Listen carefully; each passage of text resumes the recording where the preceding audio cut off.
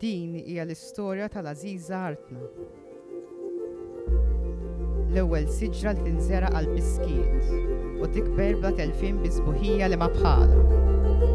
Flimkien maħuta tisfen iż-żifna tal-ħajja, żifna ta' grazzja u eleganza. Ċiklu ta' kreazzjoni la waqfien. L-ilma, ir-riħ, in-nar u l-art f'unjoni waħda ta' paċi totali. Imma niftħu għajnejna llum u nintebħu li din saret ġisħolna, xewqa sabiħa fil-fantażiji tagħna.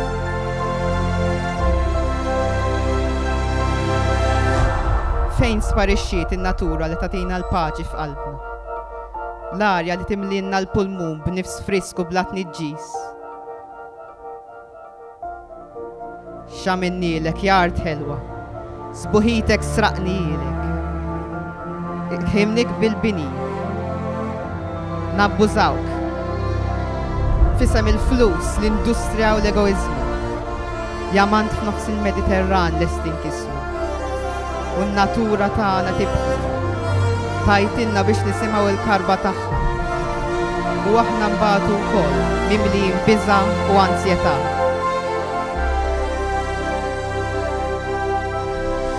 Nibżaw li uliedna nifs ma jibqalhomx. Għax ir-relazzjoni tant fundamentali bejn in-natura u l-uman qed nitilfuha. Imma jekk infittxu fil-fond ta' qalbna il-grazzja, il-majestà u s-saħħa ta' artna tant Aziza, fost it-taklif hemmhekk tinsab, it-tama ta' futur aħjar.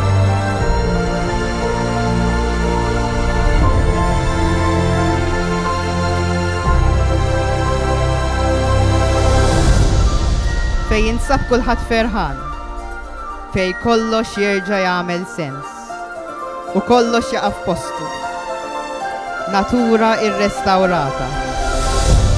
Ħolma li sa fl-aħħar taqsam il-fliegu mid-dinja tal-fantażija għar-realtà.